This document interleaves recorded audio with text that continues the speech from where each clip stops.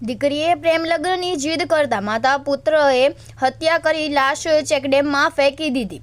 પુરાવા નાશ કરવાની કોશિશ પણ કરવામાં આવી હતી. ભાવનગર જિલ્લાના ઘોઘા તાલુકાના ભીકડા ગામના હિંમતભાઈ હરજીભાઈ સરવૈયાએ પોતાની પુત્રી પારુલ ઉંમર વર્ષ 22ની હત્યા મામલે પુત્ર પ્રકાશ અને પત્ની દયાબેન વિરુદ્ધ પોલીસ વિરુદ્ધ નોંધાવી છે ફરિયાદ. વર્તેજ પોલીસ મથકથી જાણવા મળતી વિગતો અનુસાર પારુલ છેલ્લા 1 વર્ષથી સિહોરના વિવેક કનૈયાલાલ સિહોરા નામના યુવક સાથે ઇન્સ્ટાગ્રામ પર વાત કરતી હતી અને તેની સાથે જ લગ્ન કરવાની જીદ પકડી હતી. બીજી જગ્યાએ સગાઈ કરવાની ના પાડતા પરિવારજનો અવારનવાર તેને ઠપકો આપતા હતા. તારીખ 18 ઓક્ટોબર 2025ના રોજ પુત્રવધૂની જીદથી કંટાળીને માતા દયાબેન અને ભાઈ પ્રકાશે મળીને પારુલની હત્યા કરી નાખી.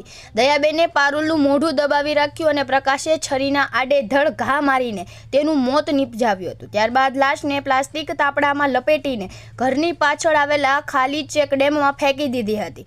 હત્યા બાદ પુરાવાનો નાશ કરવા માટે લોહીવાળા કપડાં ધોઈ નાખ્યા અને લોહીના ડાઘા સાફ કર્યા અને લોહીવાળું ટી-શર્ટ તથા તાપડું બાળી નાખ્યું હતું.